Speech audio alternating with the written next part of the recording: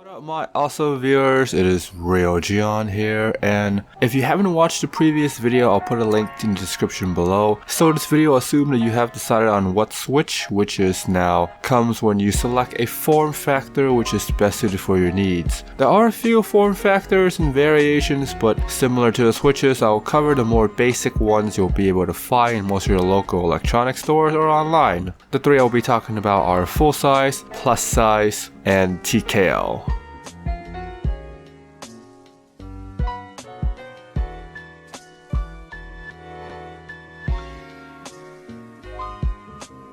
Size might be referred to as standard size because it's the same size most office keyboards come with a numpad. If you plan on using the keyboard for both working and gaming, I would recommend this full size because you get that number pad. In terms of space, this form factor would depend on how the manufacturer style the keyboard. If you want to go for a more minimalistic look, then you have those options where it's basically just an office looking keyboard but it's mechanical instead of membrane. If you want a more stylized gaming keyboard with angles, gamer logo, then it might take a little bit more space in the name of style. The first thing I would recommend is to see how much desk space you have. If you want to be specific, then I would recommend getting some kind of measuring of the desk and then looking at the specs of the keyboard before pulling that trigger. If you are someone that is transitioning from a regular membrane keyboard and you want something with a dual purpose, I would recommend going with the full size option.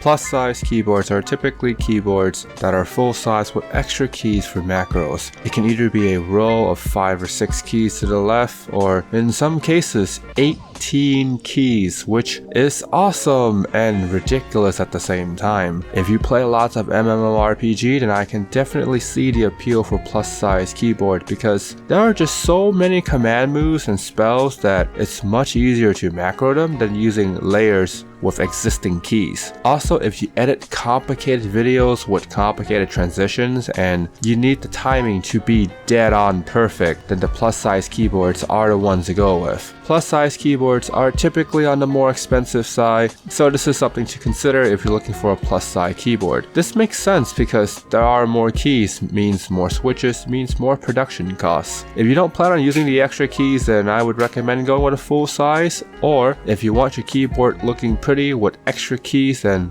by all means going plus size. The funny thing is that I know people that buy plus size keyboard and don't use the macro keys at all.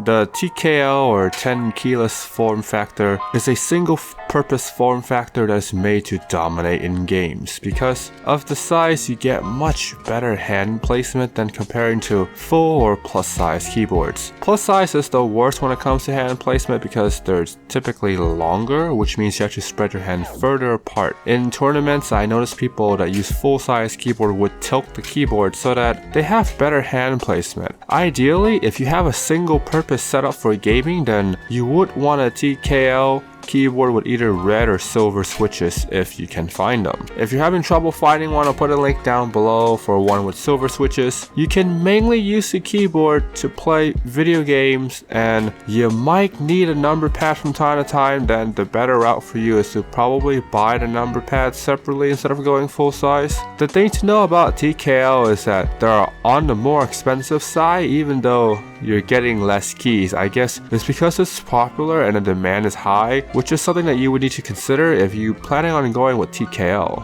Yeah, I know there's other form factors like 68%, 60%, 50%, 10%, but I think there's more besides those two, but this is something that I plan on going over when we have gone through the more enthusiast side of mechanical keyboards. And I haven't seen a 10% keyboard, I'm just making that up, but kind of interesting to see something like that too. But anyways, the enthusiast community is where big money is spent, along with lots of time. For now, just sort of focus on which of the 3 form factors you would like to start looking around. If you're able to find something at this point, then drop a comment down below, let me know. I'm always curious about what keyboards people end up getting based on my videos. Anyways, if you made it this far and you haven't subscribed yet, hit the subscribe button and hit the bell to stay up to date with more content. Anyways, you guys stay awesome.